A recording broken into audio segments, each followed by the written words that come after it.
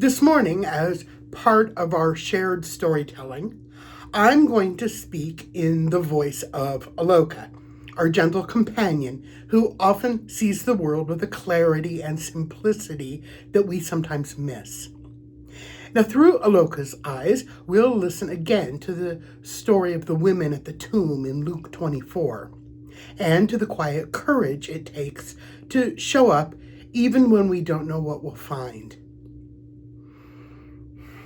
Here is Aloka's message for us today. If I could speak in your language, if my tail and my ears and my quiet dog heart could form human words, this is what I would tell you today.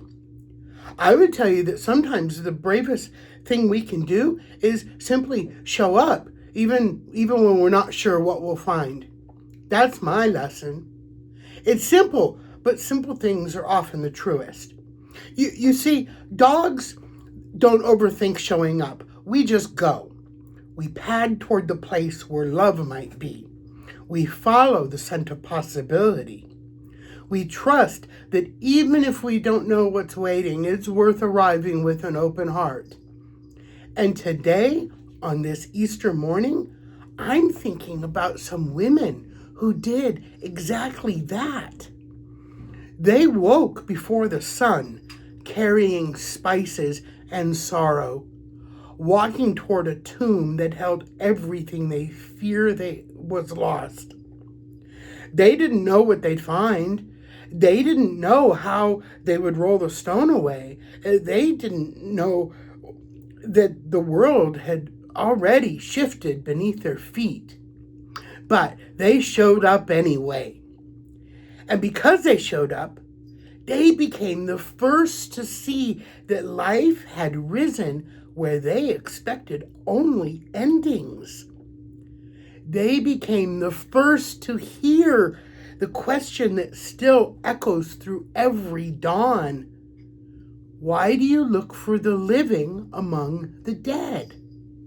Now, I'm only a dog, but I know something about listening for what's alive. I know how to notice the small stirrings, the way the air changes when morning is coming, the way a seed pushes upward long before anyone can see it, the way love moves quietly before it moves boldly. Resurrection, from where I sit, isn't a loud thing. It's not fireworks or fanfare. It's more like the soft thump of a tail against the floor when someone you love walks into the room. It's the warmth that returns after a long night. It's the moment you realize the world is not finished becoming. The women at the tomb didn't witness a spectacle. They witnessed a turning from fear toward wonder, from grief toward possibility, and what they thought they knew toward what was already unfolding. And that's what I want to tell you today. Resurrection doesn't ask you to leap. It asks you to arrive, to show up with whatever you're carrying, your questions, your hopes, your weariness, your joy, and trust that the new life is already stirring. Dogs know this. We trust the morning even before we see the sun. We trust the hand reaching toward us even before it touches our fur. We trust that love has a way of returning again and again. So, on this Easter morning, I invite you, in my small dog voice with my soft dog heart, to practice this simple courage. Show up. Show up to the places that feel uncertain. Show up to the people who need your tenderness. Show up to the quiet invitations rising in you. Show up to the possibility that life is not done surprising you. Because when you do, when you arrive with attention and openness, you may find, like those women did, that the stone you feared was too heavy has already been rolled away.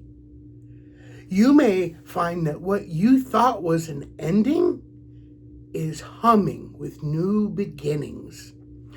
You may find that resurrection is not far off, but it's right here in your breath, in your community, in the small, brave steps you take toward love.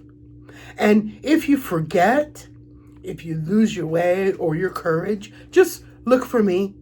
I'll be the one trotting beside you, tail wagging, ready to remind you. Sometimes the bravest thing we can do is simply show up. And when we do, new life has a way of meeting us there. Amen. And so, with Aloka's gentle wisdom still echoing in us, may we step into this Easter day with the same simple courage to show up, to stay open, and to trust the new life already rising among us. Amen.